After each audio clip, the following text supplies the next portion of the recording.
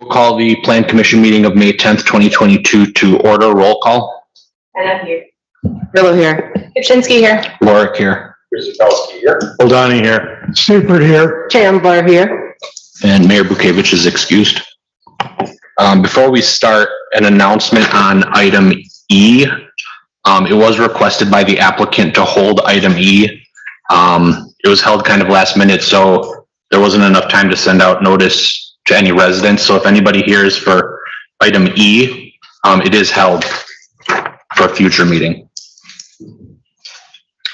Item 3, approval of minutes from April 26, 2022. Seifert moves to approve the minutes of April 26, 2022. Hannah seconds. Roll call, beginning with Commissioner Hannah. Hannah, aye. Rillo, aye. Kupczynski, aye. Lorick, aye. Guzikowski. Oldani, aye. Seifert, aye. Chandler, aye. Alderman Guzikowski, I don't believe your microphone is on. It is on now. There it is. Check. Thank you. Item 4, significant common council actions. Carrie? Council approved the following: an ordinance approving a conditional use permit for a car wash facility on the property at 140 West Putes Road. A resolution approving the Lakeshore Commons Master Condominium Plat and the residences and clubhouse at Lakeshore Commons Condominium Plat, submitted by F Street Development for the property at 4005 East Lake Vista Parkway.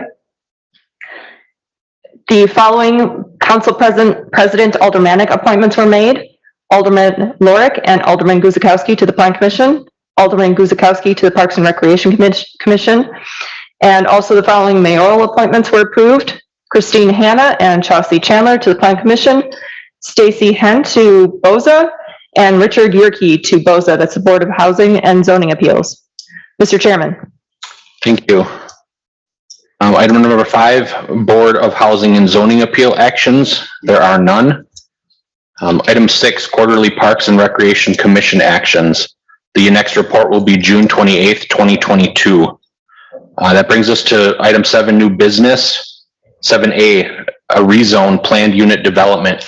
Review a request submitted by CR Devco LLC to rezone to and establish a planned unit development on portions of the property at 2231 and 1933 West Putes Road, 8843 South 13th Street, and 8950 South 20th Street.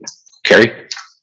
Thank you, Mr. Chairman. This is a rezone and PUD request, and the current zoning is in multiple districts. However, Plan Commissioners will recall that there was a certified survey map that reconfigured and redivided these properties. The rezone request is to RD1 to two-family residential with a planned unit development on lot 1 of that CSM to be recorded. That CSM was approved by the council on March 15th of this year. The official map amendment that is going to be reconfiguring, or the proposal to reconfigure some of those future street patterns throughout the properties, is scheduled for a hearing before the Common Council on May 17th. So to acquaint you with where we are talking about this evening, it is only lot 1 as shown on the screen per that certified survey map that is affected by the rezone and PUD before you tonight. On the screen right now is the concept development plan.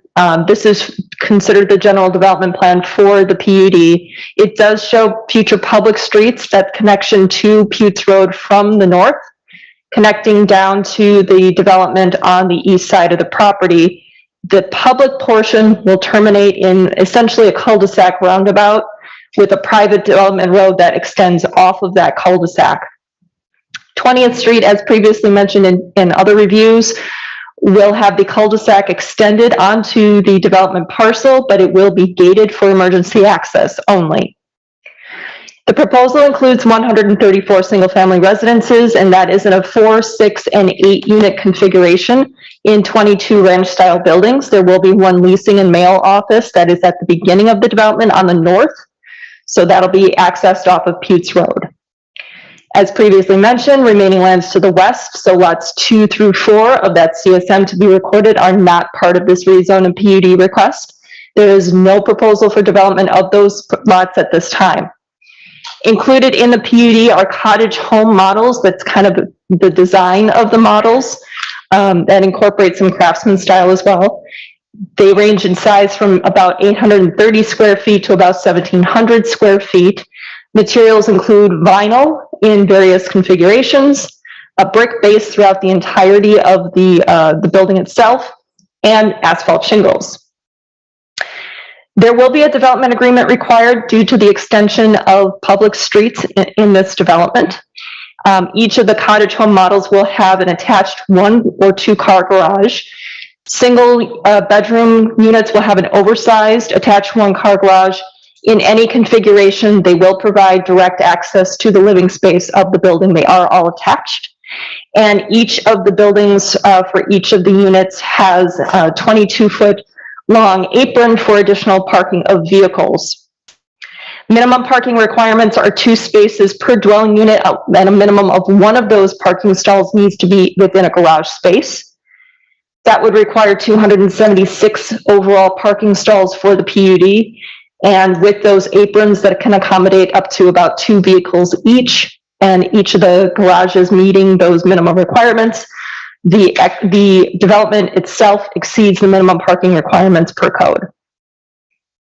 There is a variation request, as the code currently does not allow for vinyl siding or vinyl components as exterior building materials. Staff does not have any issue with the approval of the deviation if the Plan Commission sees no issue with it. These are going to be incorporating green building standards, which is also supported by the code, which is why staff do not have any concerns with the use of vinyl. On the screen right now is a breakdown of what was just presented, essentially. There are 6 unit configurations within the various buildings. You can see the total living spaces and the percentages for each of the bedroom configurations and the garages and driveway spaces for the overall development. There was a reduction, so I believe that the 276 for the PUD is actually reduced. So because there's 134 units with the garage spaces as configured and the driveway spaces, there are no concerns with the overall parking counts. On the screen right now are concept elevations showing what the configured buildings would look like. Again, attached units. However, they are in a single-story, single-family, private walk-up entry configuration. There are various models that would look very similar but provide that overall cohesiveness in the development while still allowing for some variation in color and materials. And on the screen right now is an example of how those two-car garages are attached in a 2-bedroom configuration. It's split up a little bit so that you can get a better idea. This would be the overall configuration here on the left, and the garage area, and then the parking area. So it shows really that 4 parking stalls are provided for a 2-bedroom unit. And this happens to be a 1,457 square foot unit, so that's an average of a 2-bedroom unit for the development. There are a couple of revisions that would need to happen should this be recommended for approval. Stormwater and grading plans may need to have some revisions. And there is a requirement for a tree preservation, removal, and inventory plan. That's pre and post development, so the applicants are aware of that requirement. There is also currently discussions going on with Sewer PAC regarding the secondary environmental corridor. There has been DNR approval of wetland fill permits. There's one small pocket of wetland that would be filled to accommodate the development road. So we are anticipating Sewer PAC's determination relatively shortly. They've been out on the property in the last 2 weeks. Just to remind the Plan Commission, the initial recommendation of approval of this PUD and rezone is not an endorsement of any site plan that has been presented before you. Any specific site, building, landscaping, or other approvals that would be required as part of the PUD conditions and restrictions, those would be something that would be brought back to the Plan Commission for those specific approvals. Included in your packets were also something new as part of the code, and those are standards for review. Those are what you must base your findings upon when you make your decision for the rezone and PUD. With that in mind, there is a suggested motion for consideration on the screen. Mr. Chairman. Thank you, Carrie.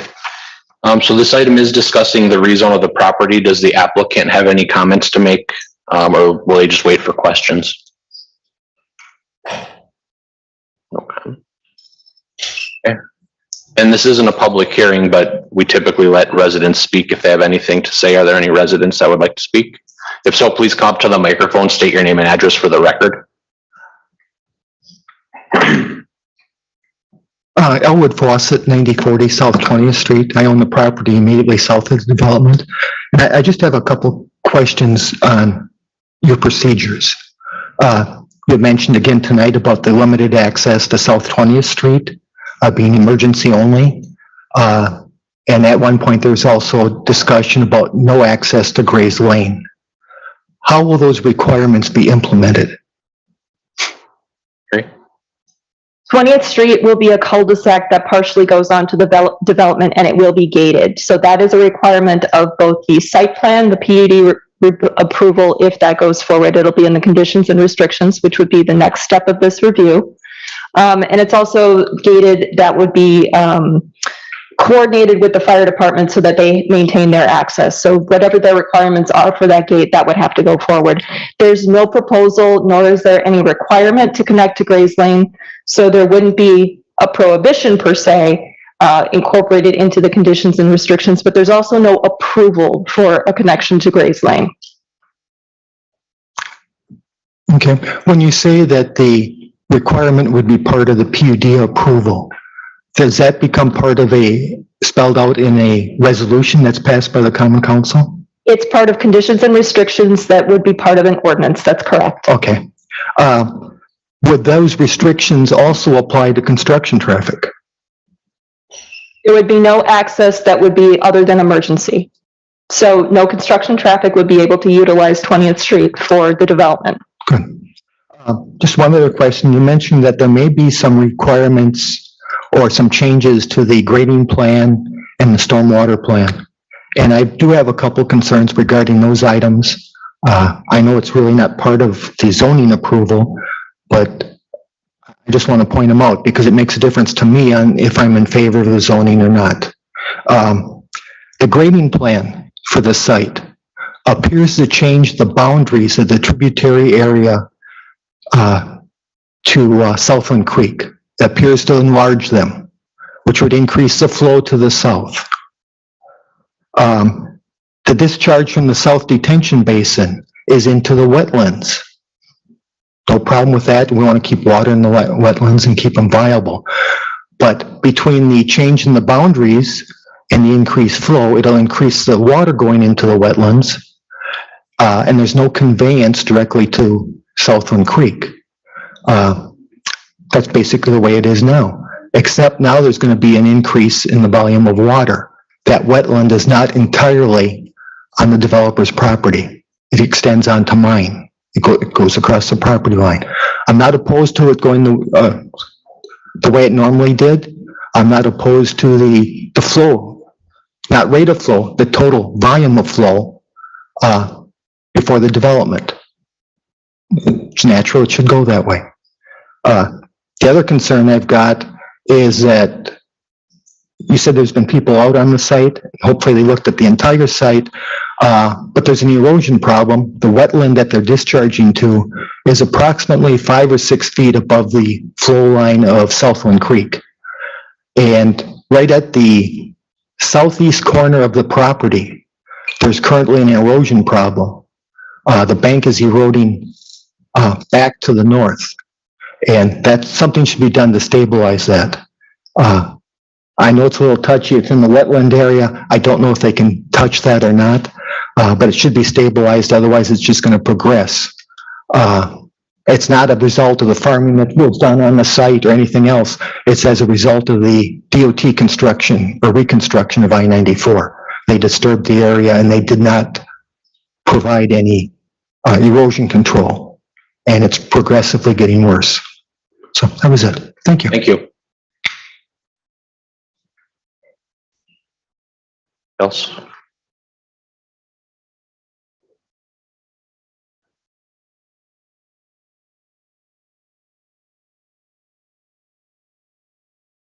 Barbara Linder, 2411 West Putes Road.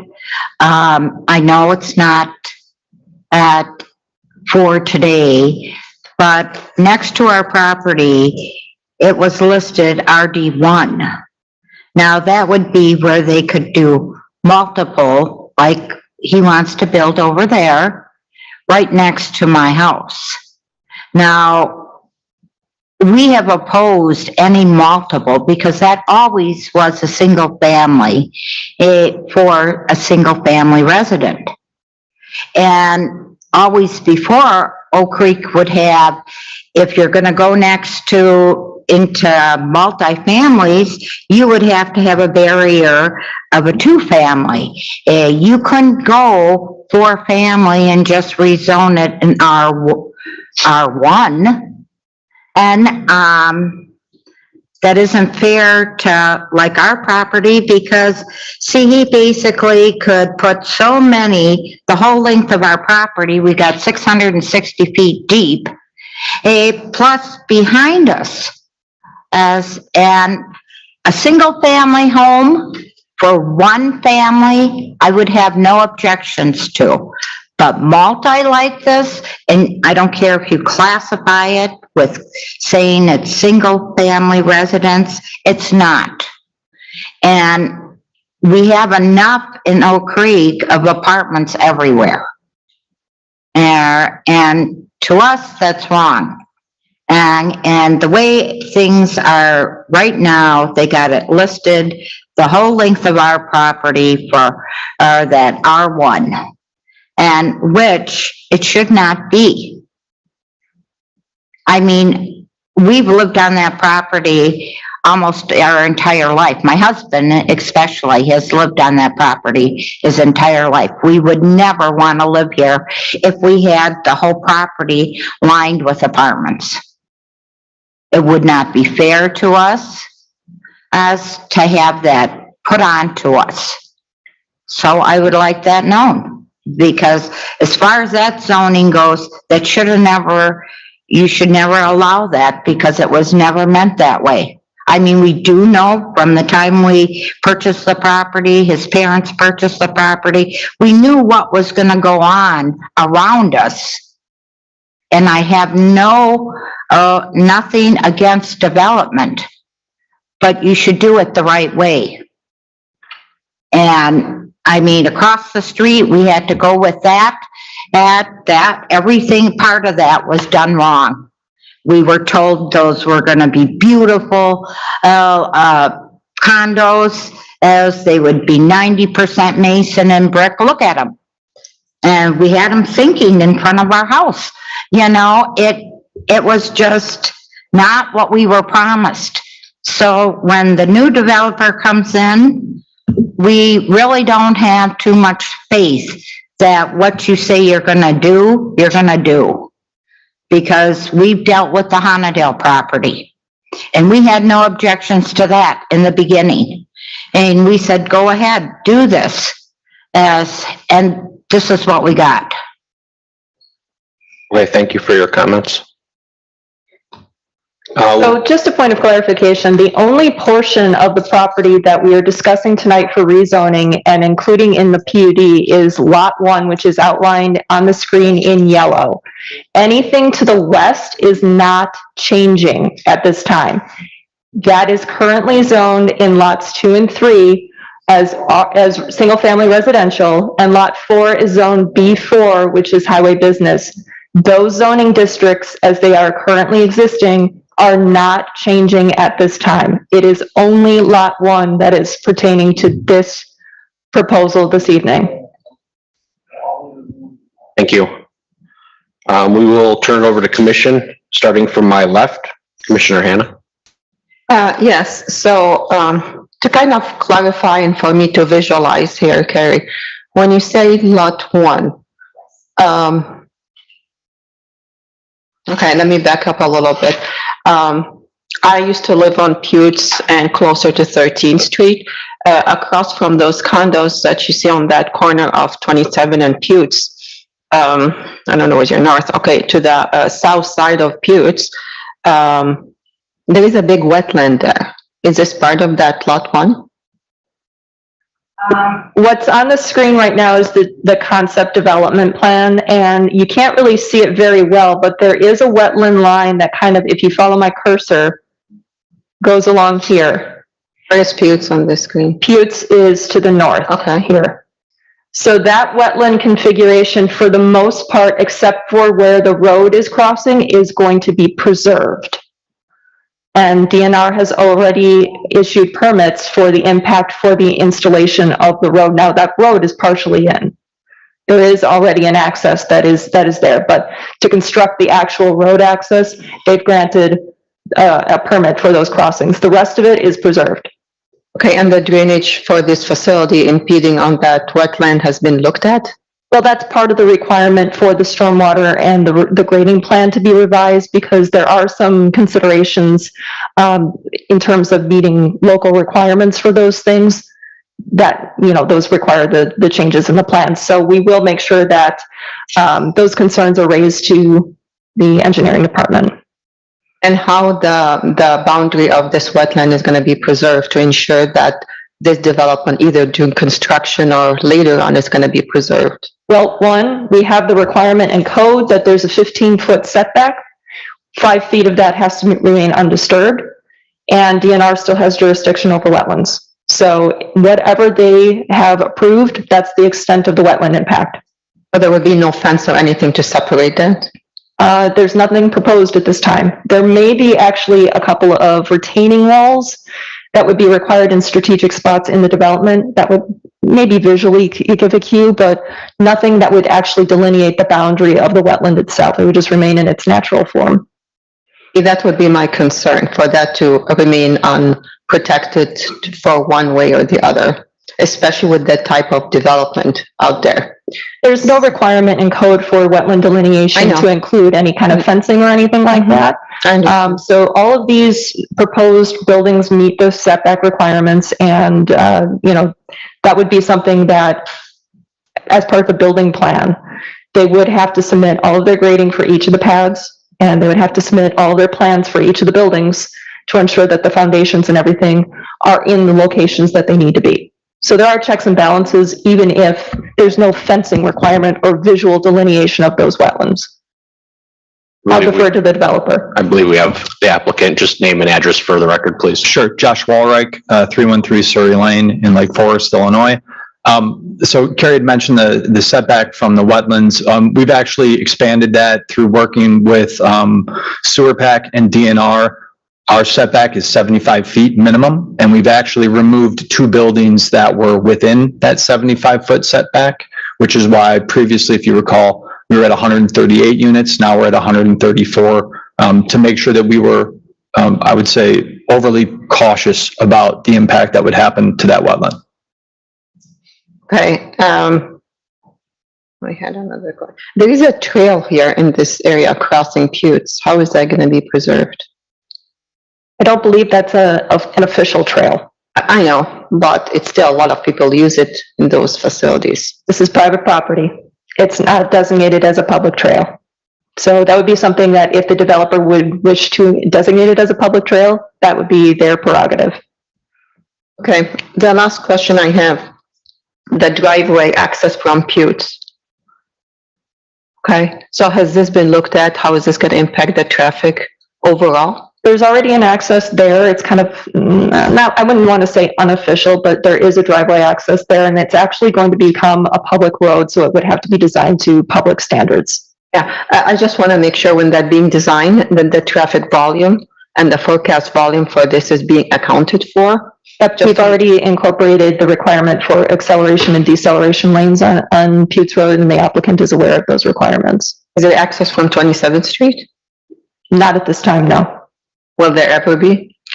If there's ever any future access from 27th Street per WISDOT's access management plan, they'd have to be shared access with the existing motel property. Okay, thank you. Thank you, Commissioner Carrillo, Nothing for me. Commissioner Kipchensky, Nothing for me. Alderman Guzekowski. Nothing for me.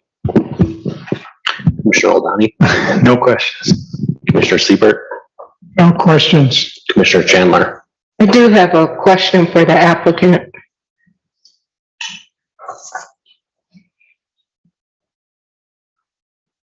And can you provide a little more information in regards to, we had a couple residents with concerns, one about the grading plan and then the other with the erosion issue? Sure. I think when the appropriate time comes when we receive the official comments, from staff's review of the stormwater and all of those things, which, as I understand, comes at the next step, we'll make sure to have the engineering team that we're using look at that, and whatever we need to do to conform with the standards and the requirements, we'll make sure that we do. The erosion is something new to us, and if we're able to restore that, since it is in a wetland, and anytime you go into a wetland, it requires DNR approval and sometimes Army Corps of Engineer approval, we'll look into what we can do to try to restore that. Okay, and then the other resident had questions about the barrier with the current single-family houses versus the RD1 two-family Sure. residential area. Could you provide a little more information on the? Yeah, absolutely. I think Carrie did a fantastic job. We're developing lot 1 only. We have no plans right now to develop lots 2, 3, or 4. There's a lot of challenges to developing those sites, and we had originally looked at possibly developing that portion of the site. We thought that there was an opportunity for everything that's closer to 94 to be a higher density product like you see across from IKEA. That was our original plan when we had started looking at the property, and we had to modify the plan based on all of the issues and all the challenges of the site, which are many, given that's the main reason why this has sat undeveloped for so long. So with the challenges in place on lots 2 and 3, we don't have any current plans to develop that portion of this property. Okay, thank you. I just have a question for clarification. I believe it'll be for Carrie.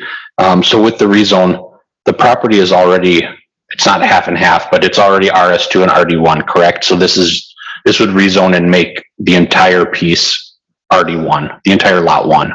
Lot 1 is, you're partially correct. A majority of lot 1 is currently RD1. So this, if you can see my cursor, this area that is basically a rectangle, that's already RD1. What we're talking about is the access from Putes Road and the rest of lot 1 in orange here. So it's approximately a third of lot 1 that would still need to be rezoned. And that's the only part that will be rezoned. Now, all of lot 1 will be in a PUD, but lots 2, 3, and 4 are excluded from this review. Okay, thank you. So if there's no other questions from commission, I will look for a motion on item 7A. Guzekowski will make a motion to, hold on here. That the plan commission recommends the common council that portions of the properties at 2231 West Putes Road and 8843 South 13th Street and 8950 South 20th Street be rezoned to RD1 two-family residential, no chain to floodway, FF flood fringe, or C1 shoreland wetland conservancy districts with the planned unit development after a public hearing and subject to conditions and restrictions that will be prepared for the commission's review at their next meeting on May 24th. Seifert seconds.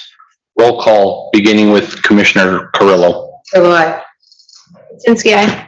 Lorik, aye. Guzekowski, aye. Hold aye. Seifert, aye. Chandler, aye. Anna, aye. That brings us to item B in new business, a certified survey map. Review a certified survey map submitted by Mark Verhalen dividing the property at 500 East Oakwood Road. Lori? Thank you, Alderman Lorik. The property at 500 East Oakwood is zoned RS3, single-family residential. This proposal is to divide the property into 3 separate lots, all of which conform to the dimensional standards and requirements for the RS3 zoning district. Lot 1, which you can see on the left, is currently developed with a single-family residence. There's also a 6-foot wide public utility easement that will remain along the rear property line. That's all I have. A motion has been provided for your consideration. Thank you. Does the applicant have anything to say? Just want to wait for questions? I'll wait for questions. Okay. So we'll go to commission, starting from my right with Commissioner Chandler. No questions, thank you. Commissioner Seifert, No questions. Commissioner O'Donnell, No questions.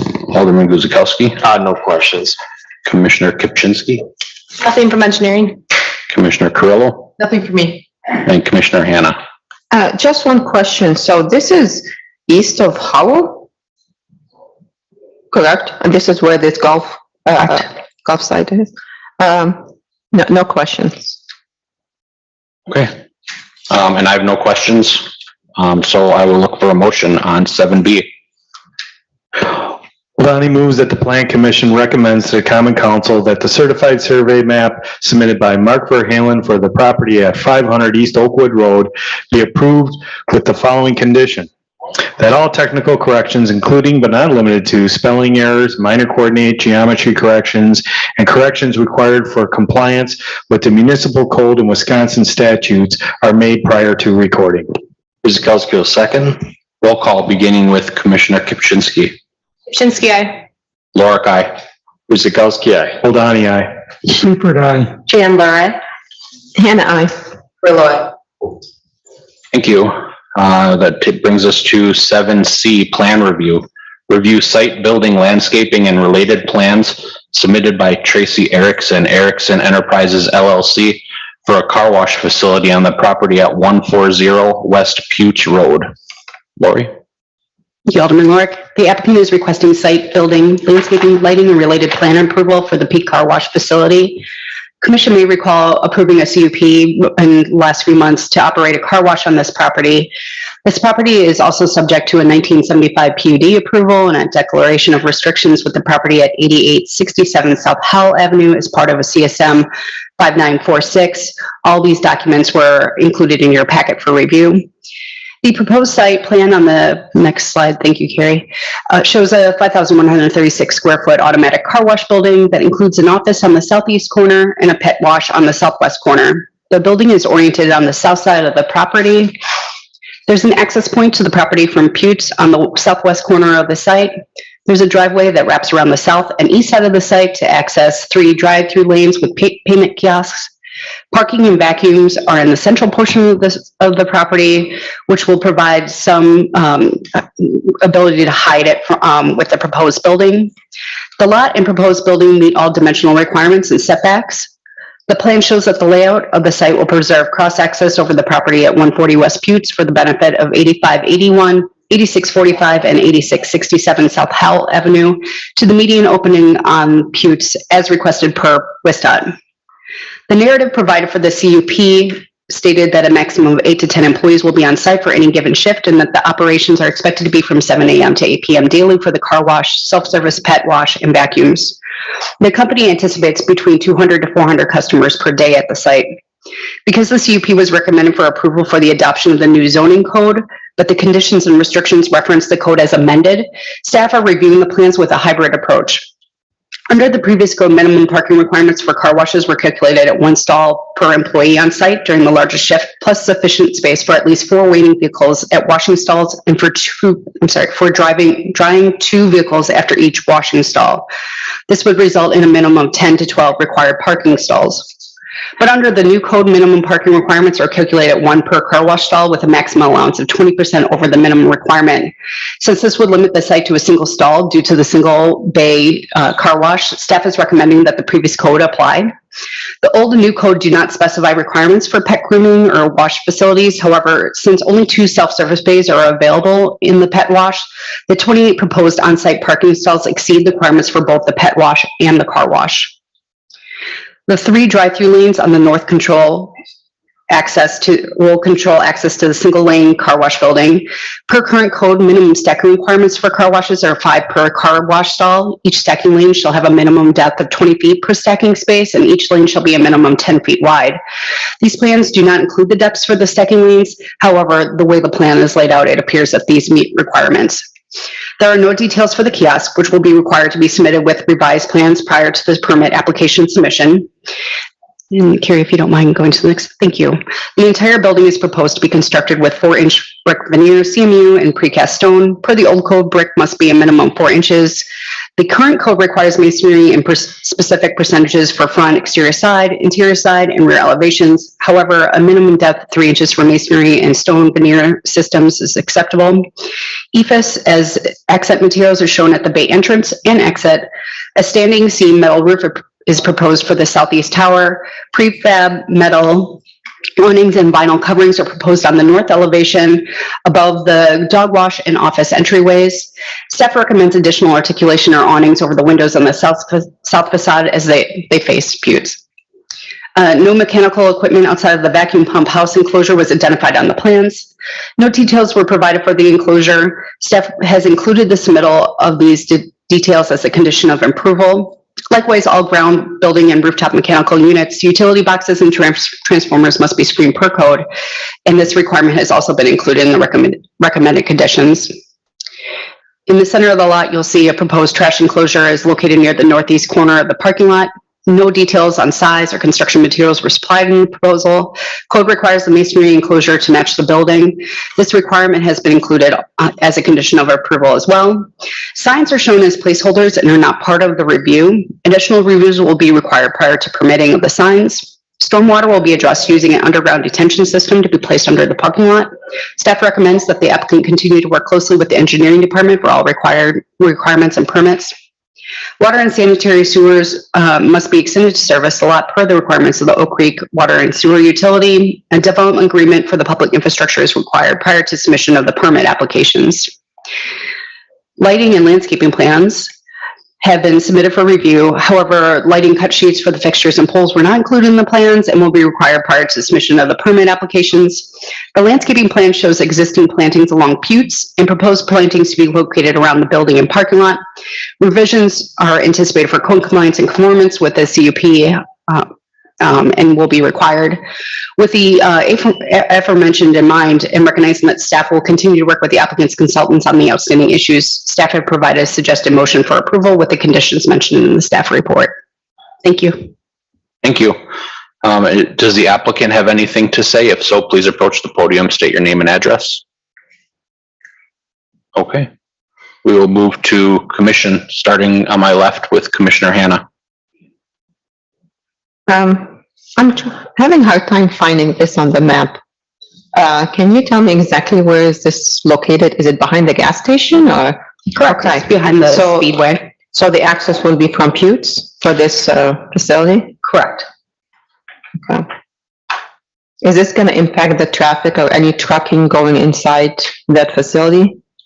The facility of the gas station? No, for the actual car wash. Would there be any truck used for the car wash or just? That's not anticipated. Okay. Okay, that's all I want to know. Thanks. Commissioner Carrillo. No, I like this design better than we had before, so. Yeah. Commissioner Kupczynski. Engineering just still has some concerns with the layout regarding traffic flow. and feel the entire site would work better if the access was on the west side of the site. So basically like flipping it, so kind of mirroring it, so it would be off of that access on the west instead of on the east. Something that had been brought up in previous conversations as well. Alderman Guzekowski. I kind of have a concern about the access too, and thought flipping it might be a better idea, but I don't know where it's at from that perspective. But other than that, I like the building design.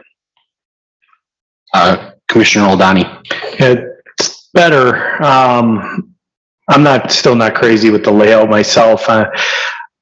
If not flipped, I'm wondering why when you come out of the car wash, instead of having to go left, up, and then, doing a U-turn, I still see a lot of bottlenecking going on there, especially if you're anticipating busy. Why, I don't know if anyone can answer this, why not just allow the car to turn right out of the end of the car wash and then exit out? Unless there's a reason I'm not seeing.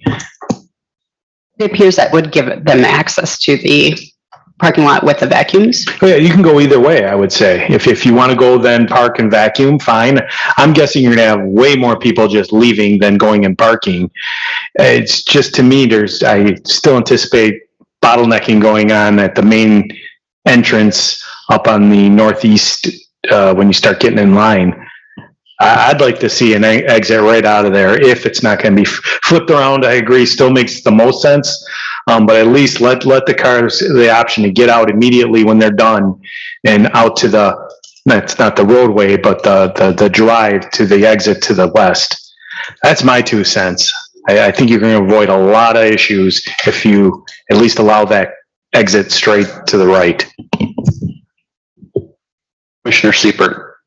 I agree with Don. I'm a little concerned about the entrance and the exit at the same time. They all seem to congregate in that one northeast corner. And I could see a potential problem of people turning in there and taking a kind of a sharp turn and catching the person coming out. So I'm not totally satisfied with that entrance and exit that they have. Good. Commissioner Chandler. I do have a question for the applicant. We don't have the applicant with us this evening. So is anyone able to address the traffic flow issues that have come up and the access? That would be up to the applicant. I apologize. Got it. Okay, thank you. I have nothing to add. All the concerns seem to have been brought up. I guess we just need to discuss and figure out what our options are. And if somebody wants to make a motion. Alderman Lorik, if I may, thank you. In the staff report, it was mentioned that the south elevation, the elevation facing Peach Road, did require some changes to more closely resemble the north elevation, which is the elevation facing the parking lot. So if you could, Carrie, if you could bring up those different elevations and you can kind of see where we're coming from. I just want to make sure that the commission has that discussion and that they feel appropriate that the architect for the applicant incorporate those same design elements in terms of the columns, in terms of a brickwork in the south elevation, since that's what's going to be seen by the majority of the people. And you can kind of see a very significant difference between the two elevations, and I like the north elevation, don't like the south elevation. I agree. The south elevation is the one that's going to be most visible to all the traffic coming down Putes. Obviously, I'll let the other commissioners speak for themselves. But I would agree that the design elements should be required on both sides. Is there a reason why they're not identical? Question for you, Alex. Maybe we should hold on anything because we need a lot of questions asked. We make a motion to hold this item. Yes, I agree. Okay. hold on, before we hold it, if it's voted no as read, they can still resubmit and make changes, correct? I think it would be appropriate to provide the applicant with an opportunity to respond to the plan commission's concerns before you make a decision, given the fact that they are not here to hear what the concerns are tonight. We do always mention that we require somebody to be here to represent just for this very reason, in case there are questions or concerns by the plan commission that they can answer. So I do think that, giving them an opportunity to respond is appropriate. Okay, not to be a smart, but they have that opportunity right now. All right. Can make a motion. We're giving them an opportunity here and now. And unless, before I jump the gun, is there a reason? Does anyone have a reason? Okay, then to me, that's kind of unacceptable. I don't mind them not being here, but if they at least called and said, hey, we're not going to be there, here's why, or at least called in. This is their opportunity, the way I see it. And what would happen then? Let's say if we want to give them another opportunity, they just bring it back to another meeting? If the plan commission were to deny it, you'd have to state the reasons why, and it would have to be based on code sections why you're denying it. Then they could resubmit a significantly revised plan for review, but it's a brand new application. So they'd have to resubmit all over again. I guess I would, this is just me, but I guess I would advocate for a hold. Again, I'm all for, this is their opportunity, but I don't know what happened. I don't know their circumstances. I would hate to make them go through the whole thing if there was some type of an emergency that we weren't made aware of. I would lean towards giving them one more shot by holding it. I can be a fair guy.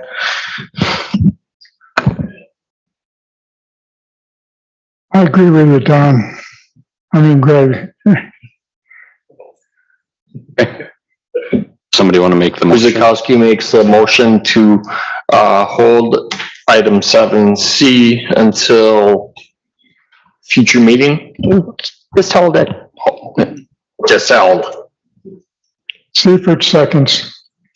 Roll call beginning with me, Lorick, aye. Guzekowski, aye. Eldani, aye. Seifert, aye. Chandler, aye. And aye. Curl, aye. Gibson's, aye. Okay, thank you. And if the applicant is listening online somewhere, please work with staff to move forward on that one. That brings us to 7D, plan review. Review site, building, landscaping, and related plans submitted by Greg Polachek, Summit Credit Union, for a financial institution with drive-through facilities on the property at 7853 South Highgate Avenue. Carrie? Thank you, Mr. Chairman. This is part of the Highgate Plan Unit Development. This is actually something that may be familiar to some of you, as it was reviewed previously in 2019. However, due to various circumstances, including COVID, the building permit did not go forward, and basically the approvals lapsed. Also, between when the original site plans were reviewed and now, financial institutions as part of the Highgate development and indeed as part of the new zoning code no longer requires conditional use permits. So they can proceed with site and building plan review without needing to go forward with a conditional use permit again. This is a financial institution. It does have drive-through facilities.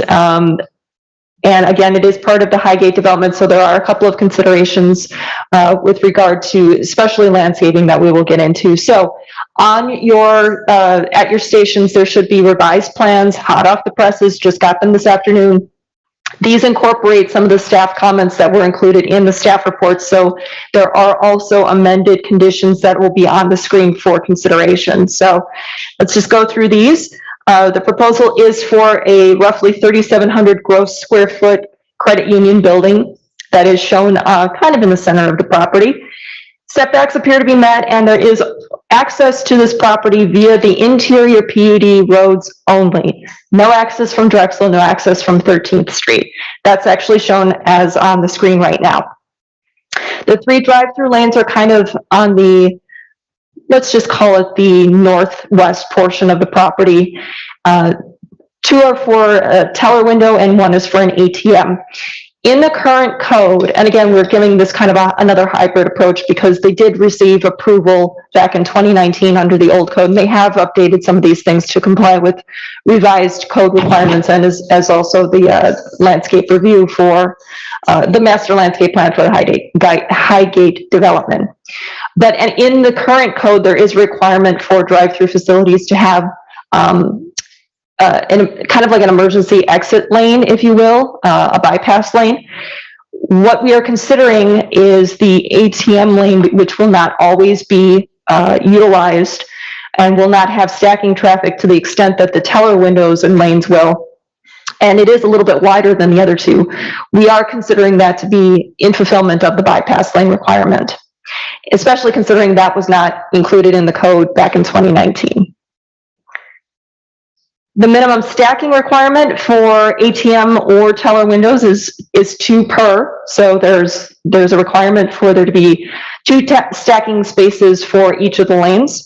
The minimum depth, again, is 20 feet per space, and the minimum lane width is 10 feet. This appears to meet all of those requirements in this updated plan. So those concerns that were raised in the staff report are addressed here.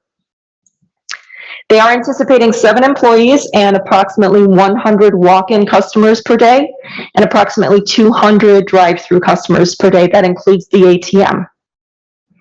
Minimum parking requirements are calculated at 1 for every 250 square feet, and maximum parking requirements are 20% over the minimum. So that would be a maximum of about 18. And these plans have been revised to meet that maximum. So we very much appreciate that those plans were revised. They've also added a bike rack per staff comment, and those pedestrian crossing areas are visually represented with striped lines on these revised plans. Also on the screen, the revised landscape plan, which appears to be in conformance with the overall master development plan for the Highgate development. Very much appreciate those being revised so quickly. And just as a reminder, Highgate still needs to sign off on the landscape plans just to show that they are in conformance. Turning now to the building, the architecture incorporates a combination of brick, aluminum storefront or windows, and ribbed panel accents and screening for the rooftop mechanical units. The ribbed metal portions of the building will require a 3/4 majority approval of the Plan Commission, just as a requirement of code. It's not an exception, it's just that requirement. They do meet or are under, excuse me, under the maximum percentages per elevation for the use of that material. So this is what will be seen from the north. So as you enter the facility or enter the property, and this is what will be seen sort of from Drexel Avenue. The building is sort of on an angle. This is what would be seen from the east. So as you're going westbound on Drexel Avenue, and you can see the drive-through canopy there, and the west. So this is what would be facing roughly the Texas Roadhouse. This is an example of the architecture that we would be seeing. This is in Monona, Wisconsin. So this is an actual building. This is not just a concept that we're seeing. And a couple more details for you. The fabric sunshades that you can kind of see in this image here, these triangular shades, those are considered architectural elements, and there won't be any words or phrases or anything. There's 2 options that are at Summit's discretion. They can either have smiling people, as in this depiction, or they can have abstract geometric shapes. And for that comparison, if anybody is familiar with the Summit Credit Union location in Franklin by the Pick and Save that's over there, I forget what I think it's Wyndham Village or something akin to that is the development name. Those are the geometric shades that they have at that location. The signs that are shown on the building itself on these elevations, those are placeholders at this time, although we did receive more details for the signs after the Plan Commission reports were sent out. We couldn't incorporate it, excuse me, we couldn't incorporate that review into this one for this evening. We do believe that there may be a requirement for a sign appeal at some point. We just need a little bit more time to figure out exactly what that requirement is.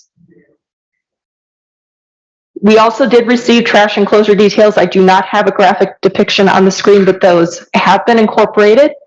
The one comment that staff has on that is with regard to the gate. They are showing a wood gate, and because we still have a concern regarding the use of flammable materials, even if they're treated, we do have that concern for potential for fire. We've been recommending that everybody incorporate non-flammable materials for those gates and the dumpster enclosures. So either composite, which one could argue is flammable or inflammable, but non-flammable.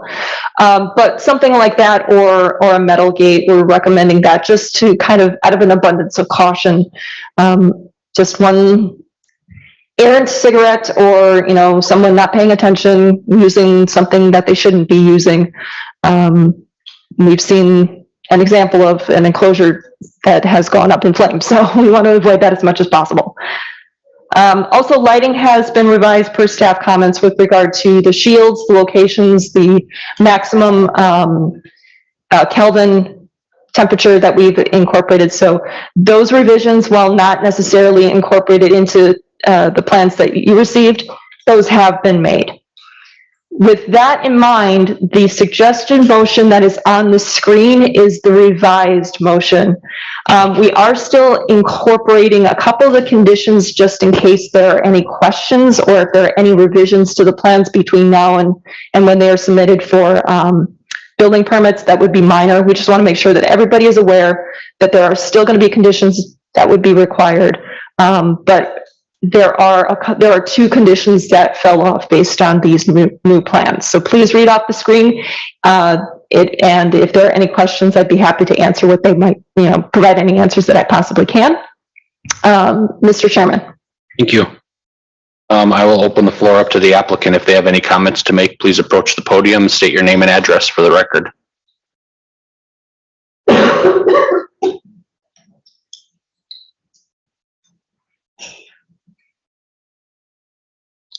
Thank you, Mr. Chair.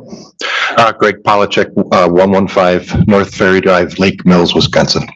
So I was here a few years ago where we did get approval by the Plan Commission. We closed on the property in January of 2020, and we were all set with our bid package in March. 2020 came and the pandemic hit, and we put things on hold. So we're back here tonight, subsequently seeking approval again. We have made a few changes, not many, pretty minor, and we've been working with Carrie to update the plans accordingly, and we've made the changes that she's recommended. So we respectfully request approval. I'll turn over to the commission on my right, starting with Commissioner Chandler. I do have a question for the applicant.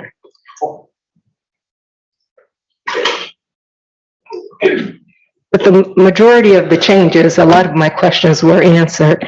I just have one additional question because in regards to the pedestrians walking area, it looks like you've added some items here. Can you share the details specific to the pedestrian safety? We made, there was a walkway installed to the west of this property, and then we were tying into that walkway. And I will ask our architect, Austin, to address specifically, because I think he may have a question, a response according to the material that he used. Okay. Good evening. I'm Austin Conrad, 5420 Preston Place, McFarland, Wisconsin. So in regard to the walkways, are you asking what the material change specifically? Well, it looks like the pedestrian crosses have been changed, modified since our last review. I'm not entirely certain what, I'm sorry, I'm blanking on which change we made. Well, can you go through the details on the areas the pedestrian should use for safety purposes? We have a connector out to the street there so that pedestrians and or bicycle access can be more safely brought into the site. Our bicycle parking then is right after you cross that exit lane for the drive-through is where our bike parking is, so that it's very accessible and again doesn't need to cross very much traffic. Just keep people safe. And then we do have another high visibility connector that connects the two sections of the parking. Again, we just really want to make sure people are safe when they approach us. Nice, thank you. And it sounds like you may have a question about materials? Oh, I wasn't sure if the question you asked was just about how it's arranged or the material change. One of the staff comments was just make sure the high visibility there. And so we've changed to use a high visibility paint to mark those pathways out, just so they're very clear where people should be walking. Thank you. Commissioner Siebert, No questions. Commissioner O'Donnell. Just one question. I was trying to see if I missed it or not. Coming out of the drive-through where a car would start approaching that walkway, is there going to be a stop sign or speed bump or anything right there?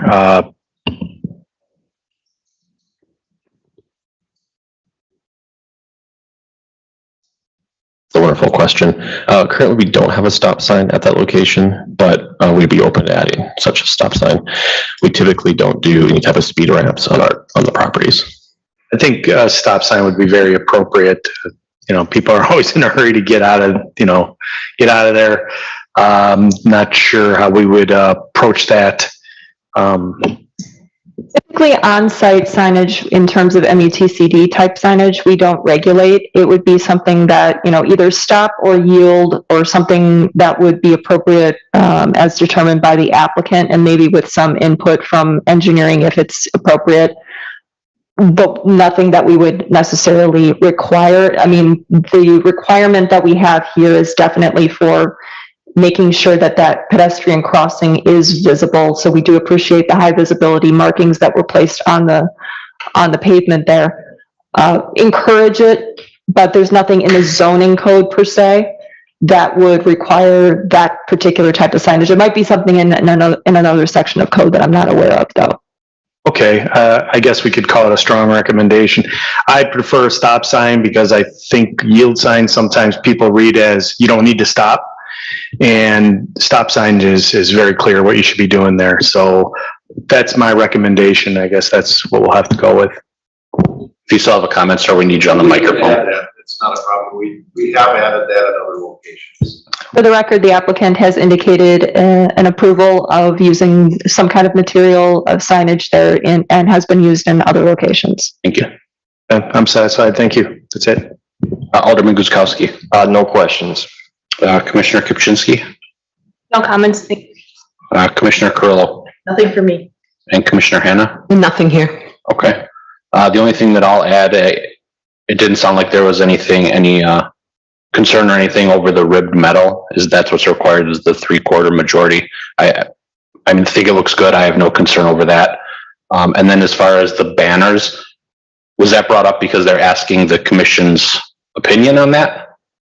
We want to make sure that it's clear we are not considering these to be signs. We're considering them to be architectural elements. Okay. And I have no other concerns or questions, so we'll look for a motion on item 7D. Holdani moves that the Plan Commission approve site and building plans submitted by Greg Polinchek, Summit Credit Union for the property at 7853 South Highgate Avenue with the following conditions. 1, that all relevant code requirements and conditions of the planned unit development remain in effect. 2, that the plans are revised to include dimensions for the drive-through lanes. 3. Commissioner O'Donnell? Yes. Please read off the screen because those conditions have changed. Okay. How far back do I gotta go? Condition number 2 should state that the landscape plans are revised. Okay, number 2, that the landscape plans are revised to meet all requirements of the landscape plan and design guidelines for the Highgate PUD prior to submission of permit applications. 3, that the mechanical equipment, transformers, and utility boxes, ground, building, and rooftop shall be screened per code. 4, that detailed plans for signage are reviewed and approved by the Plan Commission prior to submission of signed permit applications. 5, that The plans for the trash enclosure gates are revised to incorporate non-flammable material. 6, that all pole-mounted light sources are shielded and directed downward, that the color temperature of the fixtures are limited to a maximum of 3,500 kelvins, and that light sources are shielded on the side of the fixture adjacent to Drexel Avenue. 7, that all detailed final plans are submitted in digital format to the Department of Community Development prior to submission of permit applications. Seifert seconds. Roll call beginning with Alderman Guzekowski. Guzekowski, aye. Hold aye. Seifert, aye. Chandler, aye. Anna, I. Curlo, aye. Karazinski, aye. Lorik, aye. Okay, item 7E was requested held by the applicant. So that brings us to item 7F, which is plan review. Review site building and related plans submitted by Gary Aheron, LabCorp, for parking lot modifications, outdoor utilities, and trash enclosures, and a covered ramp and stair on the west side of Building B on the property at 140 East Rawson Avenue. Carrie?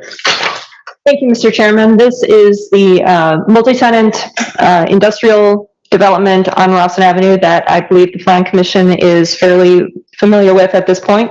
The proposal is, as was read by Chairman, striped parking stalls in the loading dock on the west and ground utilities and trash enclosures, as well as a covered ramp over the west entry. And this is for the LabCorp tenant space in the northern approximately 25,000 square feet of Building B.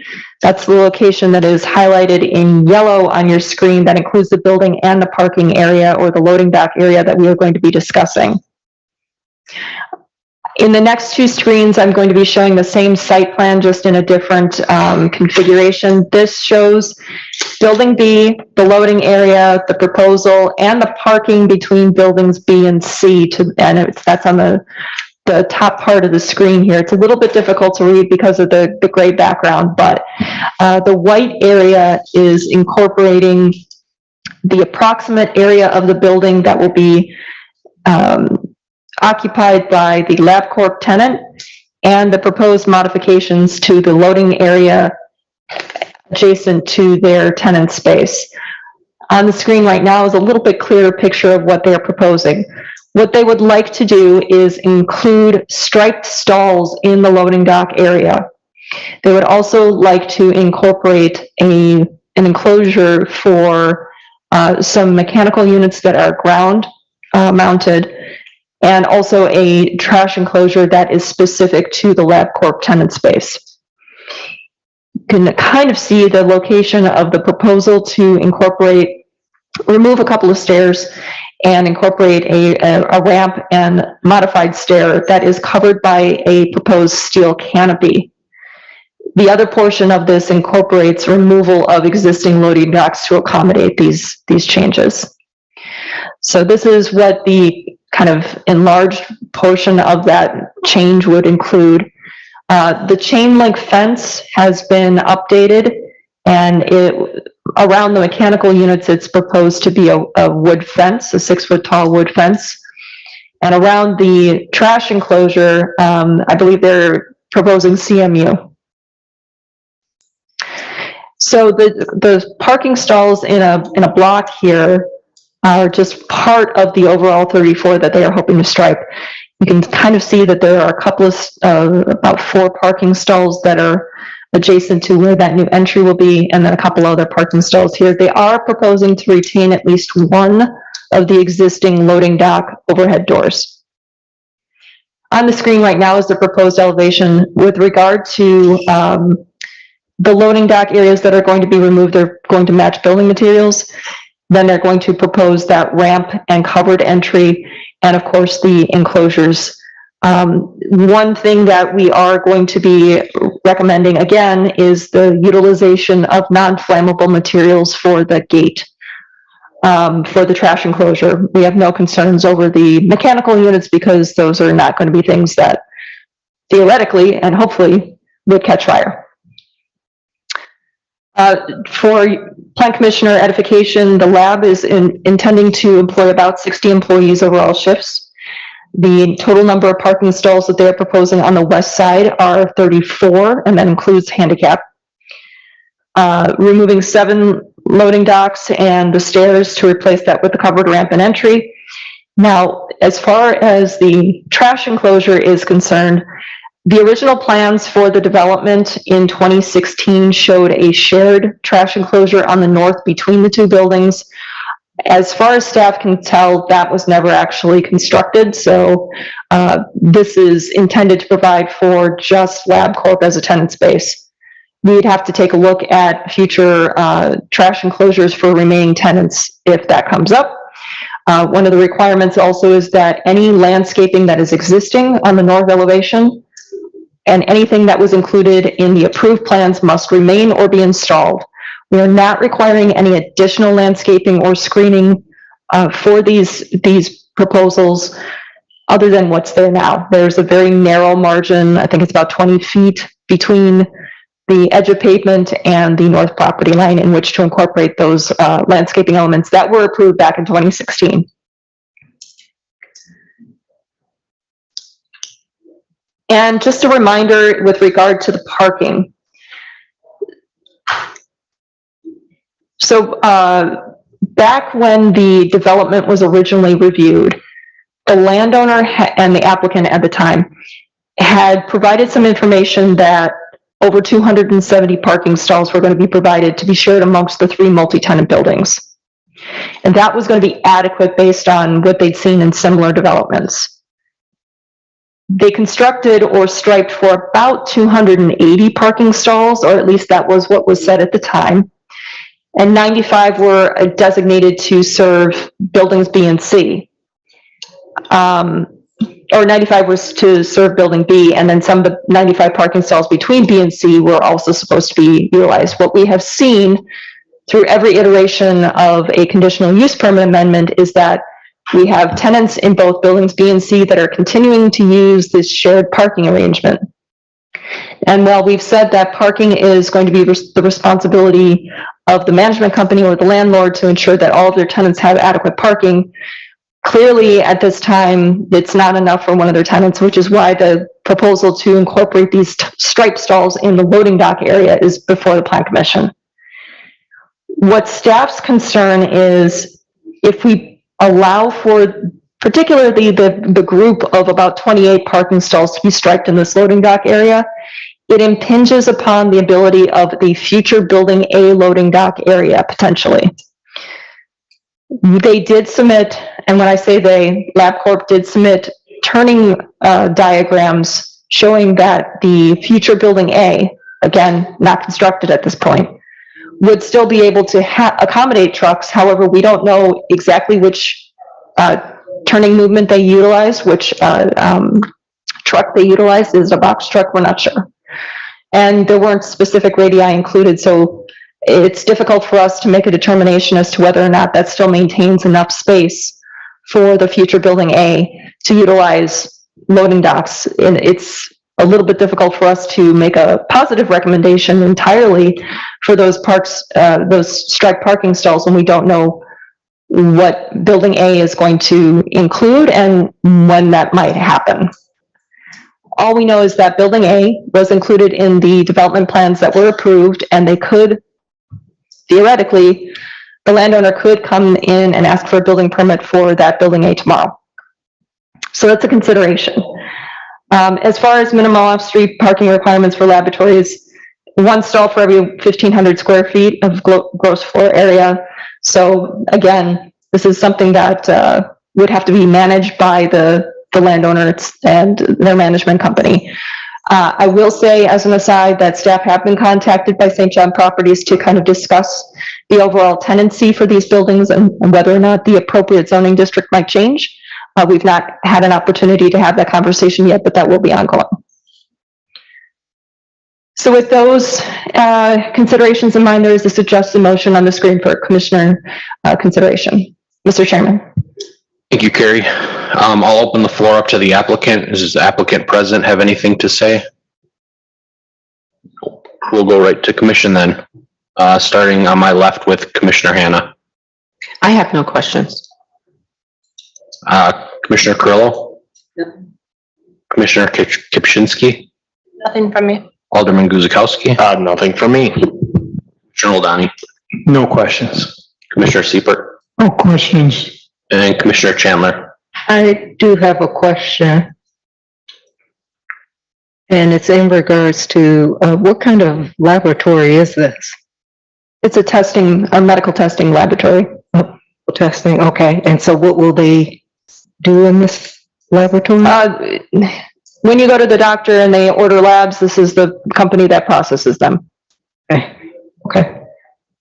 And then my next question, did they have any feedback in regards to those stalls being in the loading dock area? Their narrative kind of addressed that a little bit. I have not had any direct conversation with the applicant. Okay. There is a raised hand from the applicant in the chat. If we could get them to unmute. Stepped out. IT stepped out. Robert, if you can unmute, Yeah, yes, can you hear me? I can hear you. Thank you.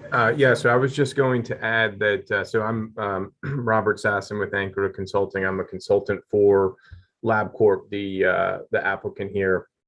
So we have had extensive conversations with St. John Property throughout the lease negotiations for those stalls in between the two buildings.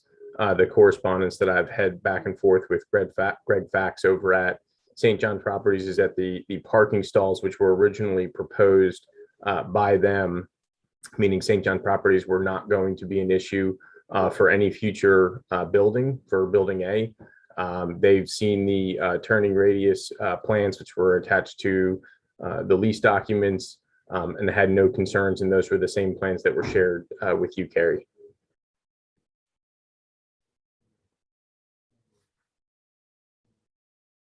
Okay, thank you. Stephen, you can unmute and speak? Thank you. The truck dock expectations are to use box trucks, and the turning radii, the turning program that we used assumed all box trucks. The landlord has said this is not a distribution warehouse, which clearly it couldn't be, but it is for box trucks.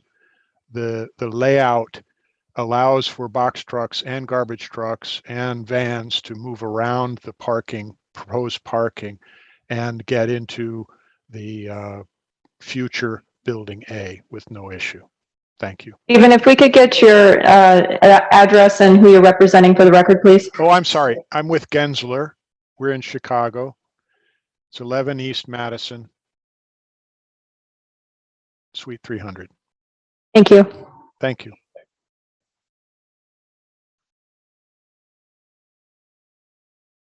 Okay, and then one additional question. With the parking stalls that have been added close to the loading dock, what are the plans to help those employees who are parking in that area remain safe? Especially if you have a lot of trucks or these box trucks that are going to the dock. Stephen, I've unmuted you. Thank you. So the operations in the backside, this is sort of the back of the house entry. This is employees and couriers. So when the samples come in, a courier brings them and they deliver them to the facility, and the facility processes them. The couriers also take material out to the doctor's offices and the hospitals. So they will have both parking. So in that dark gray area, that just indicates where the paving is going to be have to be cut in order to make all these modifications and then placed back. But the parking slots that are against the building are primarily for couriers, because they come in and out at odd times. They're not for employees.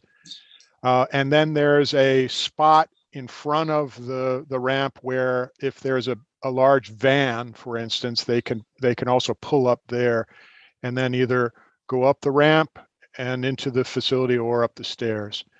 But so there are bollards that are currently, we had discussed this, but there are bollards that currently protect all of the equipment on the left. But this frankly is like any other parking facility where you are in a parking lot and you walk across. The building in this area, the building is 4 feet, the floor level of the inside is 4 feet above the parking lot. And so as these cars nose into the building, they're faced with basically a concrete wall. So there are curb stops to stop the cars. So if you're between the curb stop and the building, you're fairly safe. And I hope that answers that. Yes, thank you. Thank you. If you'd like to speak, sir, please come up to the podium and name and address. Mike Bielski, 251 East Rawson Avenue. I live right across the street from the St. John's property.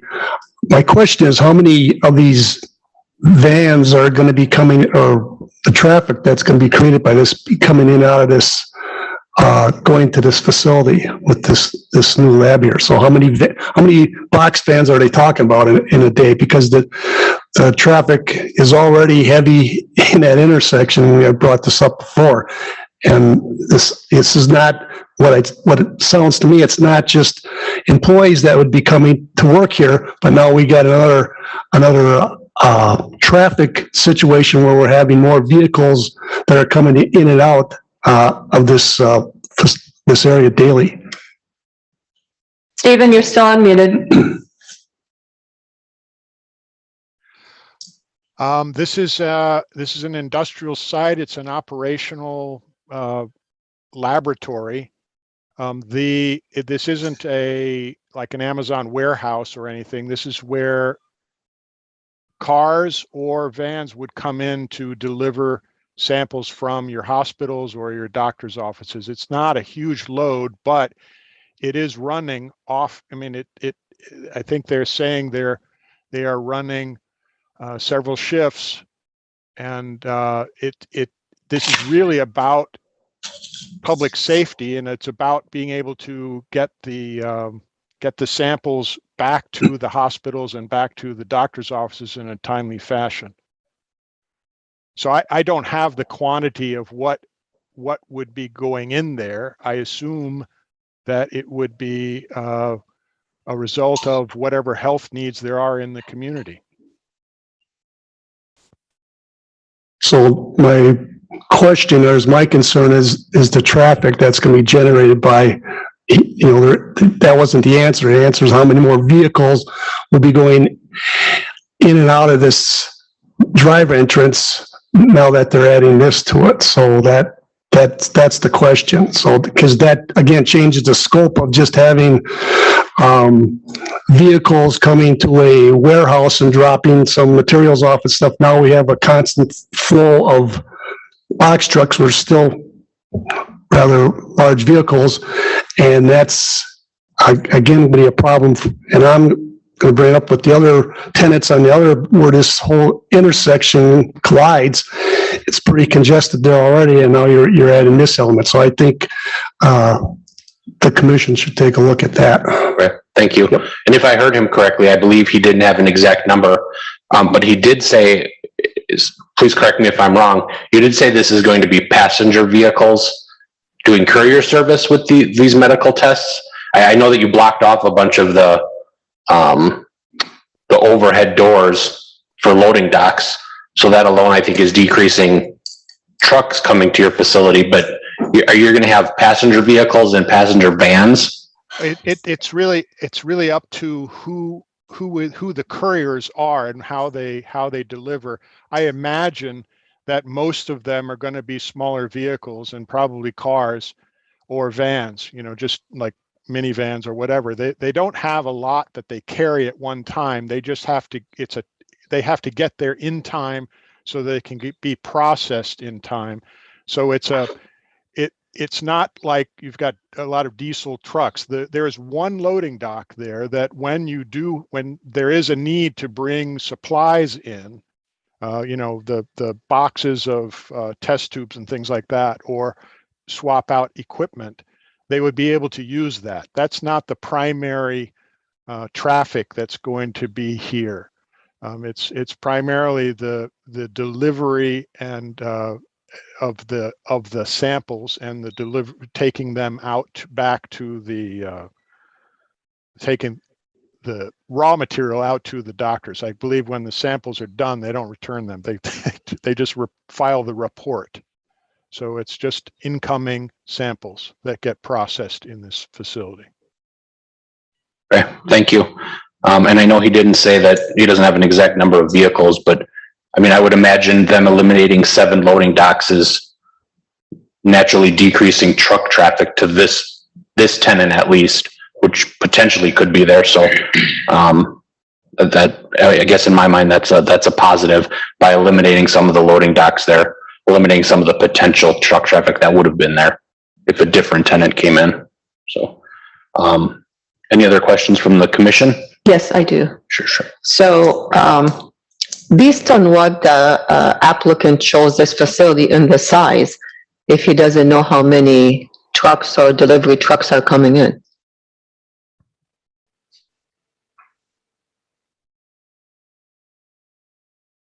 The person that was just speaking is actually the consultant, not representing the LabCorp. But Robert, you are now able to unmute.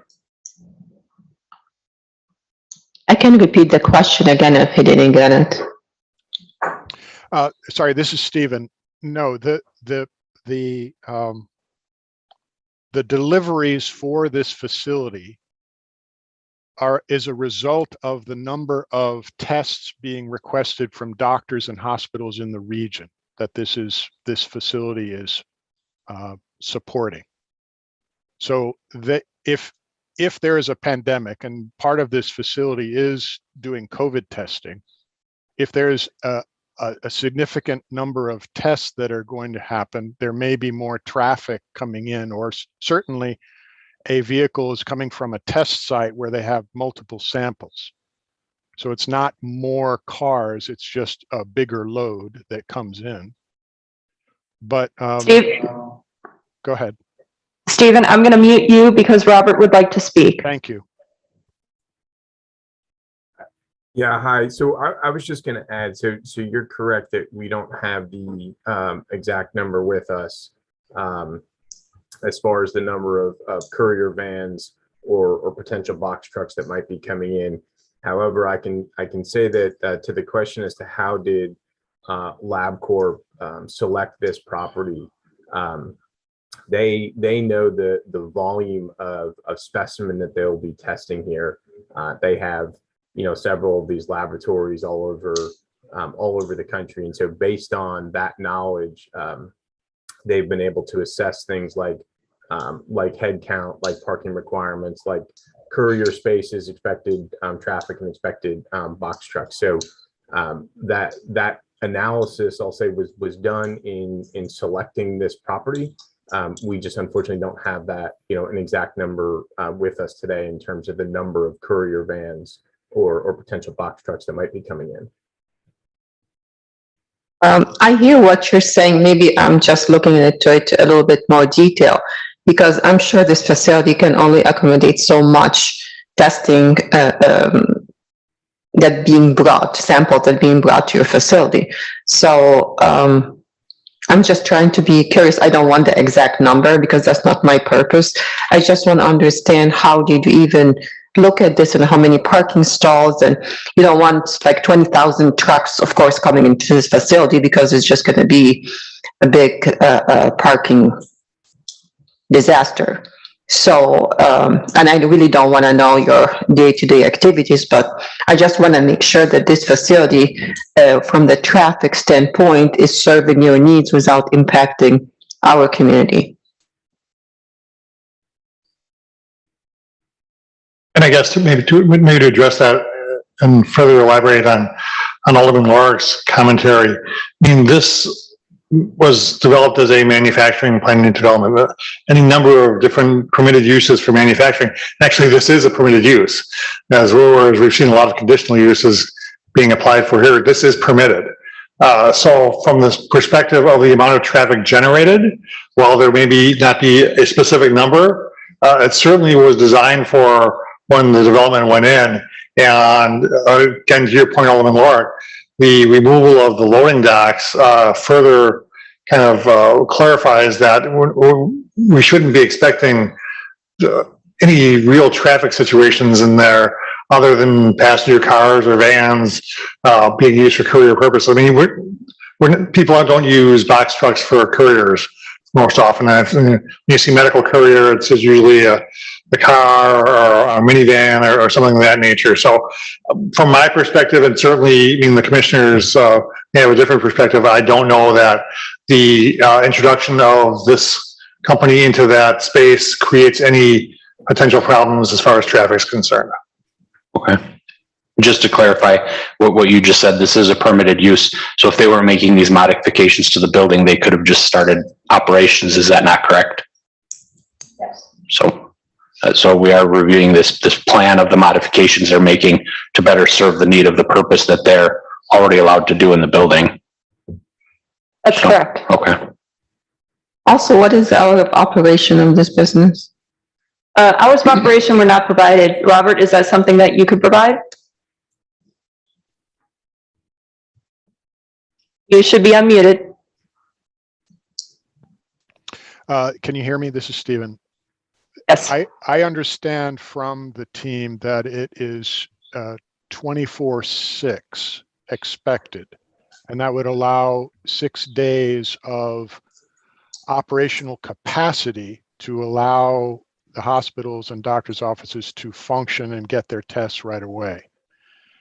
At this point, they're saying they don't expect to operate on Sundays, but if there is let's say there's another spike in COVID and there's a heavier need for testing and turnaround, that may change. But typically, these sites operate based on the need of hospitals and the need of getting immediate testing results. They run equipment in here that does all the analysis, and then the data comes back to the hospitals immediately. So it's important. They have a need to help in order to help the hospitals and the doctors' offices. They are open whenever the other facilities are open and when the needs are there. But at this point, they're not 24/7, they're 24/6. Okay, thanks. I have no other questions. I do have one additional question for the applicant. So after the samples are tested, are they disposed of at this location?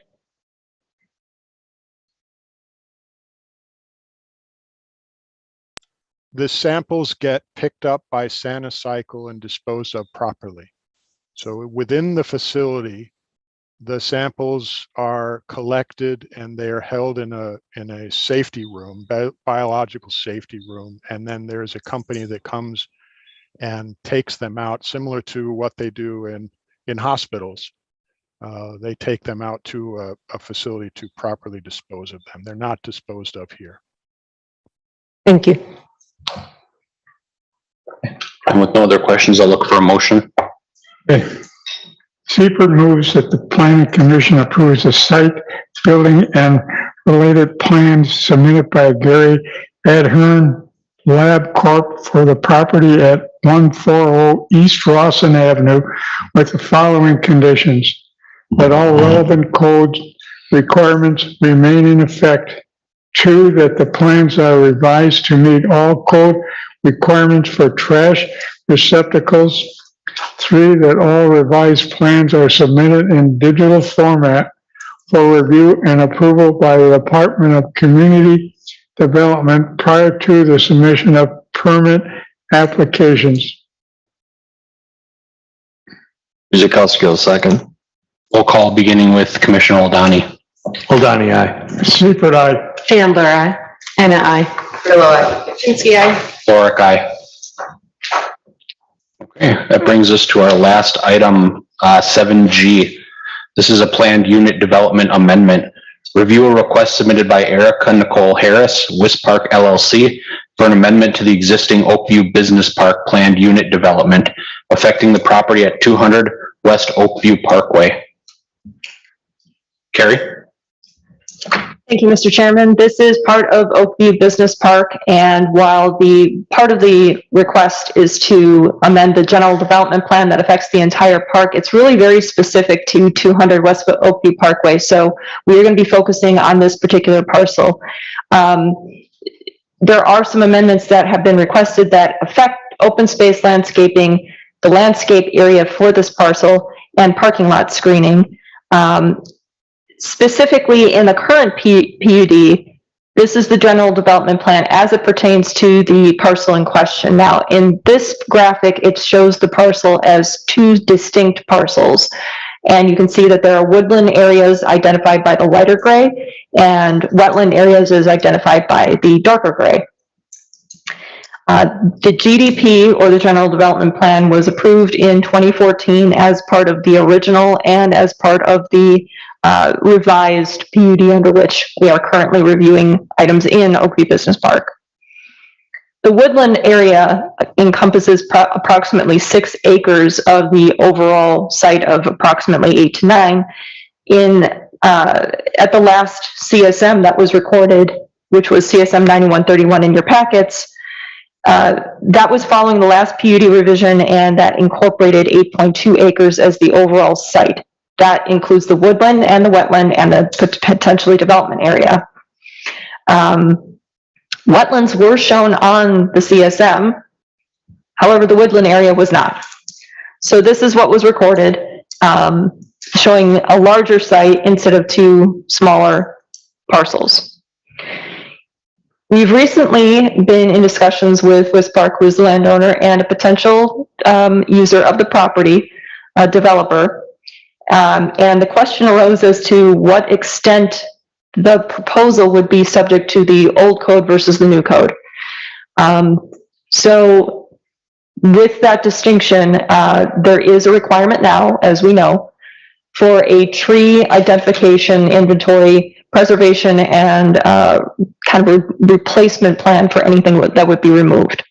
And that was really the crux of the question. Wetlands, we know what the requirements are going to be in terms of, DNR permitting, Army Corps of Engineer review, et cetera. But it really has to do with the woodlands on this particular site.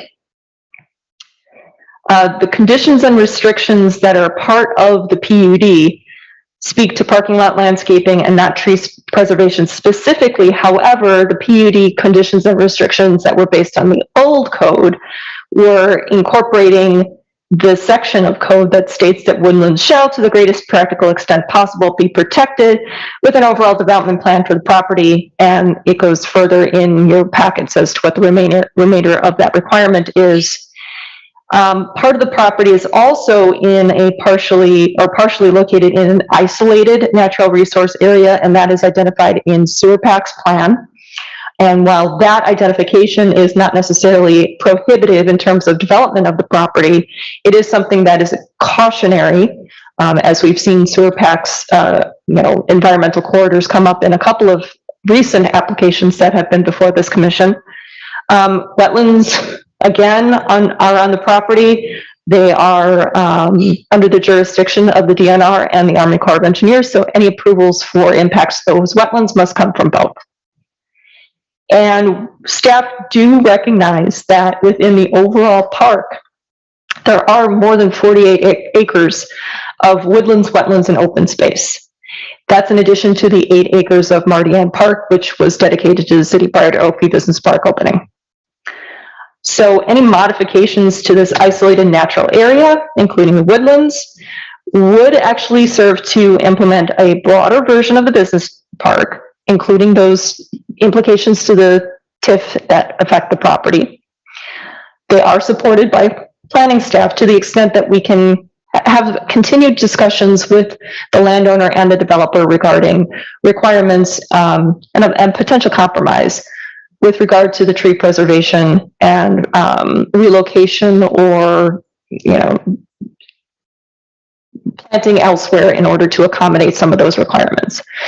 In the staff report, it mentions just how many of the trees exist in a preliminary inventory, which is on the screen right now, and what the replacement schedule would be. So that's where the compromise comes in, because we recognize that approximately 300 trees cannot be accommodated to be relocated on this property. Could some amount of trees be relocated elsewhere in Oakview Business Park, or perhaps, on an adjacent lot or somewhere else? That's something that we would like to be able to retain the ability to have the conversation with the developer on. And I've been informed that both West Park and the developer are completely in agreement with staff regarding landscaping that would be required for the development itself. That would not just be limited to landscaping of the parking lot. That would be in conformance with what's been consistent throughout the park in terms of the application of landscaping standards for each site.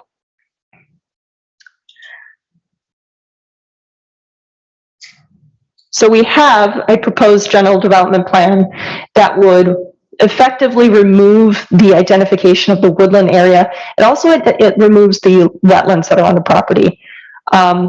One little asterisk there is that obviously, because we are looking at DNR and core approval, that would impact whether or not those wetlands would remain or if they could be removed altogether. So just that cautionary tale there.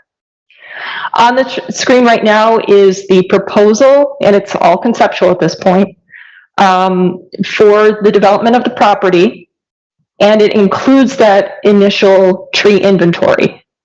So you can see wetlands are on the property on the southeast and on the southwest and the northeast.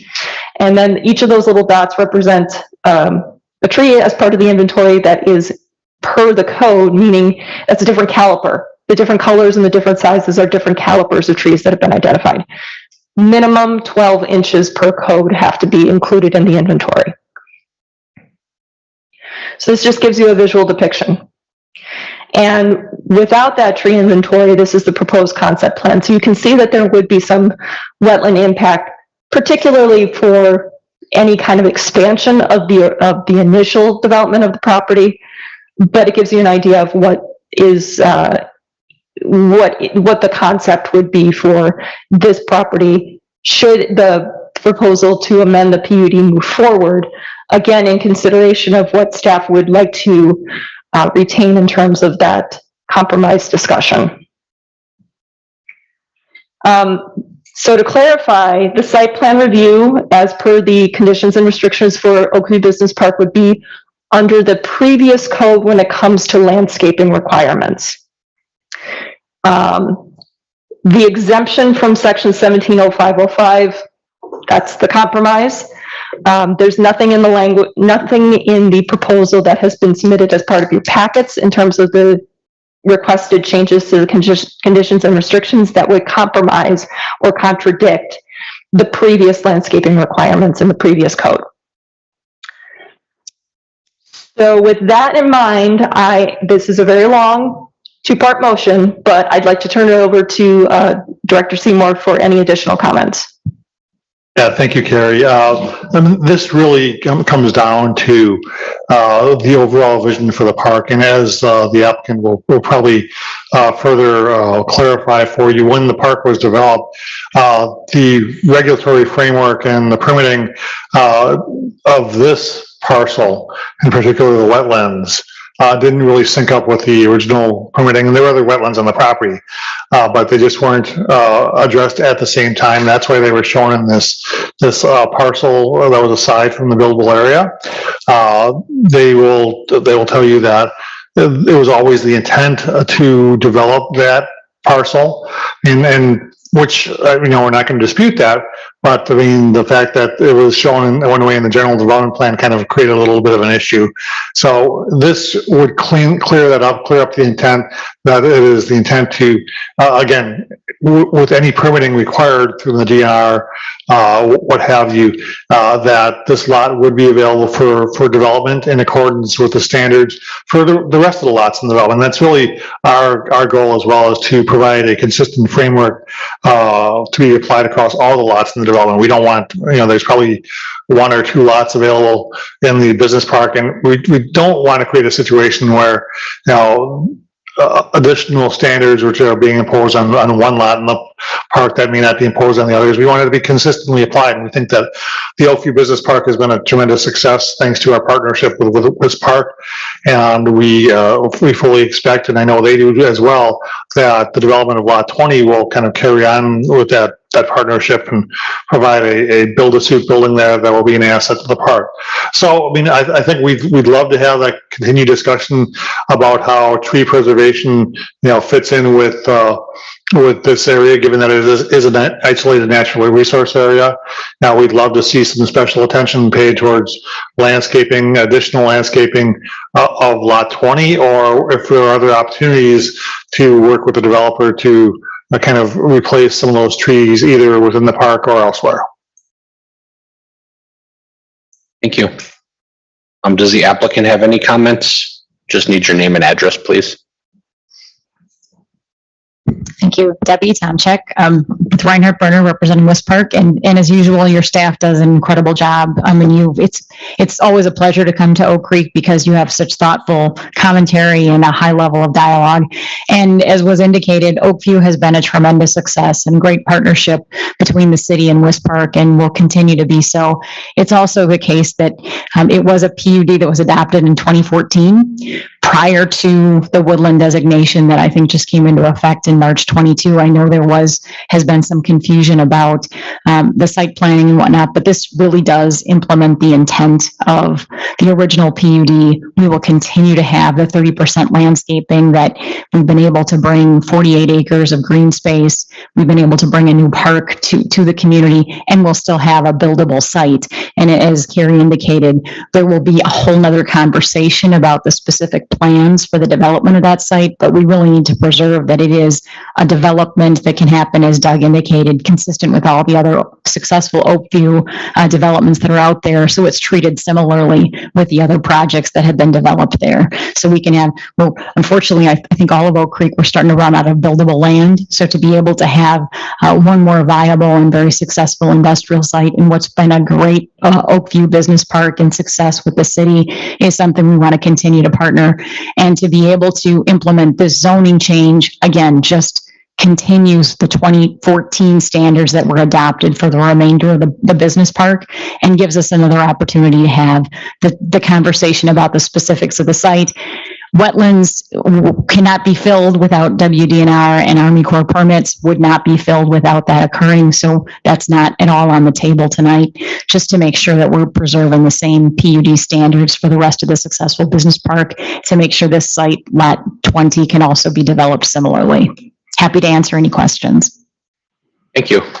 We'll turn over to the commission, starting on my right with Commissioner Chandler.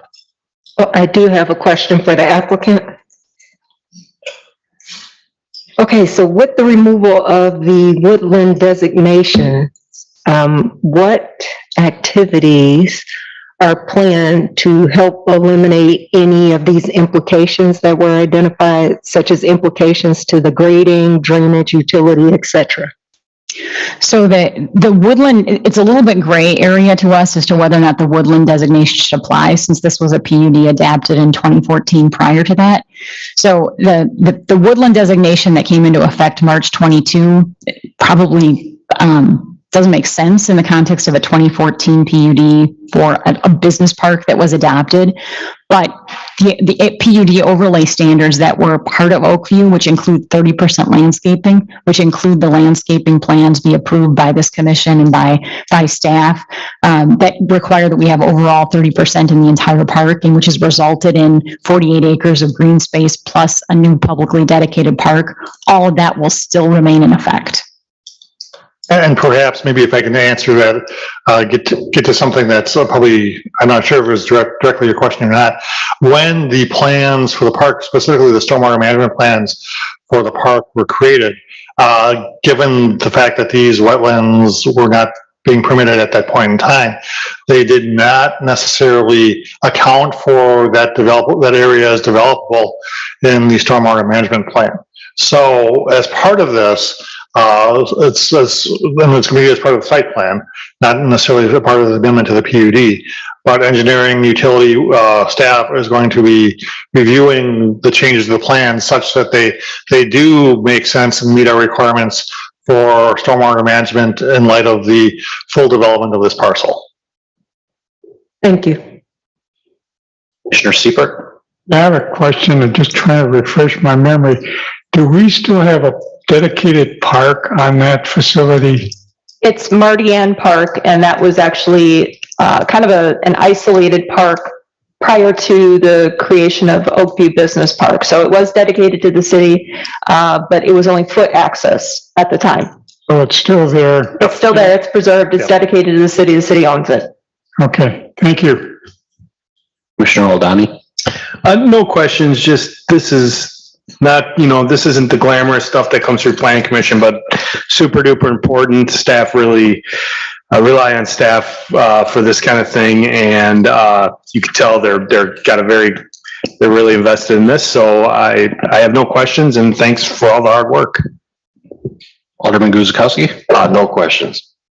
Commissioner Kupczynski? No comments. Doug did a great job of expanding on the stormwater management from engineering. Thank you. Commissioner Carrillo? Commissioner Hannah? Okay. Nothing here. Okay. My mic was off. The only, I guess I just have a couple questions, comments. Maybe clarification, if I'm understanding this correctly, if the code update did not occur just recently, would we even be here? Well, the woodland area is identified in the general development plan. It's the tree preservation, removal, and inventory plan that's part of the new code, which is part of the question why we're here tonight is the PUD didn't actually state anything in terms of requirements for preservation of woodland areas, even though it's identified on the general development plan. And there's a question of whether or not new code, old code applies here. We have the ability to kind of compromise a bit here, and what the requirement is in terms of tree preservation and relocation or planting elsewhere. That's kind of like a hybrid situation, because under the old code, the requirements were for, to the extent possible, kind of preserve these areas. Well, it wasn't shown on the CSM, and this lot has not been brought before us for any kind of development proposal until now. And it's one of those things about where is the line in terms of what code applies. So we do have some requirements in the PUD itself. What they're asking for is kind of like cleanup and just a little bit of a clarification as to what would apply. So, yeah, I mean, just maybe to further clarify that, I mean, the fact that this area was shown as a separate parcel, but identified separately as part of the general development plan, that really was, I mean, we wouldn't have been able to say that the plans for this parcel conform to the general development plan because of the presence of that woodland area. So, I mean, it's really, again, the intent, as it's been expressed, has been always to permit that away to the extent that it was necessary. And this kind of cleans up that language so that there's no question that lot 20 is entirely buildable, again, permitting questions notwithstanding. So we just need the general development plan and in the PUD to reflect that and remove that so there's no conflict. Okay. So, I mean, back in 2014, this lot was always planned to be developed. They weren't going to keep it live. Well, that may have been the intent. That was not the way it was illustrated in the adopted general development plan. Okay. So in the general development plan that's on the screen right now, that was part of the 2014 review. You can see that there's a woodland area as a separate parcel. And then that kind of square that's on the corner there, that's mostly open. I think the designation of woodland was, at least from staff's perspective, the area to be preserved, whereas the corner was the lot to be developed. I do think from West Park's perspective, they always intended to develop that lot. Okay, and then as far as your discussions in the future with tree, I'm always proved a liar when I say things like this, but nobody in the city is gonna say we have too many trees. So definitely any discussions you can have to replant trees elsewhere. Looking at the concept plan of the site, I don't know that you can require it, but if there's a way to keep some of the trees that aren't necessarily impacted by cement and building, that'd be great too. But definitely relocating, as you already stated, somewhere else in the business park, even if West Park's willing to do it in neighborhood or city parks, just to get more trees. It's definitely a good thing, so. But as far as the agenda item, I have no issues after the discussion. So we will look for a motion if there's no other questions. Ladani moves that the Plan Commission recommends that the Common Council approve an amendment to General Development Plan governing the M1 PUD for the Oakview Business Park. Tax keys as listed, that would A, remove the woodland designation from the property at 200 West Oakview Parkway as depicted on the amended general development plan, and B, amend the conditions and restrictions relating to open space, landscaping, landscape area, and parking lot screening, such that municipal code section 17.0505 shall not apply, and that the landscaping standards in effect prior to March 15, 2022 shall apply to all parcels within the planned unit development after a public hearing subject to the following conditions. 1, it is the responsibility of the property owner to secure any permits or approvals for impacts to on-site wetlands and isolated natural resource areas prior to the commencement of any site disturbing activities in those areas. 2, that any changes to approved grading, drainage, utility, or stormwater management plans be approved by the city engineer prior to the insurance of any building permits or site disturbance. Guzekowski will second. Roll call, beginning with Commissioner Seipert. Seifert, aye. Chandler, aye. And no. Grillo, aye. Krasinski, aye. Lorik, aye. And that will bring us to announcements and adjournment. Any announcements? I know the farmer's market is usually plugged this time. Do you know when it is? Saturday. It's Saturday is the very first farmer's market. Okay. So everybody visit the farmer's market on Saturday. Yes, yes. Starts at 9 a.m. till 1 p.m. Seifert seconds. I threw that in just to throw her off. So if there's no other announcements, What's going on? thank the staff as always on the work done. Did we get all the ayes in on that? Who was the last person to cast a vote? Started with C. What did I not say? I think Chris and I still have to, Oh, yeah, Well, you didn't vote. no. two more votes for that. Yeah. Guzekowski, aye. Ladani, aye. There you go. Thank you for being an eagle eye. Okay, and if there's no other announcements, we will look for a motion to adjourn. Grillo moves to adjourn at 7:57. Seifert seconds. Roll call, beginning with Commissioner Chandler. Chandler, aye. And aye. Grillo, aye. Krasinski, aye. Lorik, aye. Guzekowski, aye. Ladani, aye. Seifert, aye. Okay, thank you.